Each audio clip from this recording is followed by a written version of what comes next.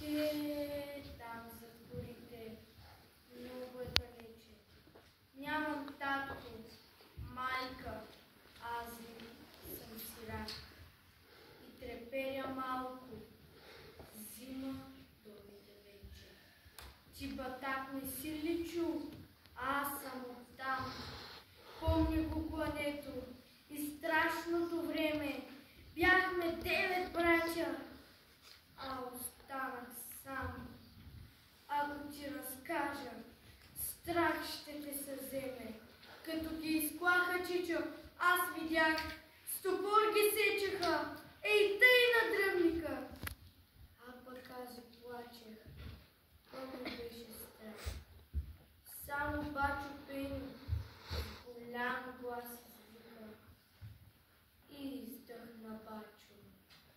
А един хайдук, баба ми закла, я под вяхтата стряха и кръвта потече из нашия капчук. Аз бях малък, мен ми заклаха. Татко ми из къщи излезе тогава с брадвата в ръце и нещо продума. Но те бяха много. Пушнаха за час. И той падна възнак, уби го куршума. А мама изскочи. Откъде? Не знам. И на татка хвана да вика, да плаче. Но нея скълцаха с един нож голям. Затова съм чичо, аз сега сираче. Абе, много страшно там да бъдеш ти. Не знам, що мен не щяха да заколат, но плевнята пламна и почна да пращи. И страшно мучеха кравата и волът. Тогава побягнах пътешком навън. Но когато страшното отмина, казаха, че в пълни големи огън изгорял и Мишо, и дядо, и Стрина. И черквата наша, чичо изгоря, и школото пламна, и девойки 200 станаха на въглена. Някой ги запря. Та и още много дяца и невести. А кака и Леля, и други жени, мъчиха ги 2 дни. Пък ги затриха. Още слушам чичо, как пискат очи они. И детенца много на маджрак набиха.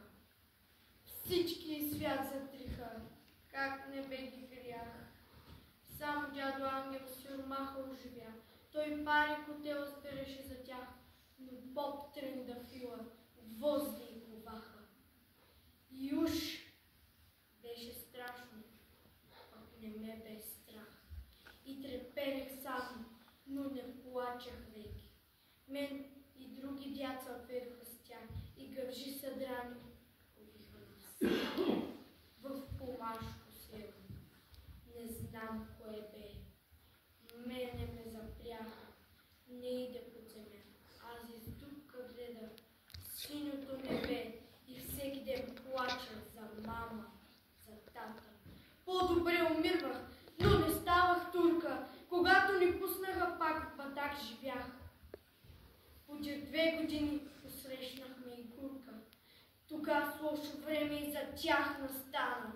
Клахме ги и ние, както те ни клаха. Но нашето село чичо запустя и мама и тата веки не станаха. Ти заради батак не си чул, аз съм там, много е далече.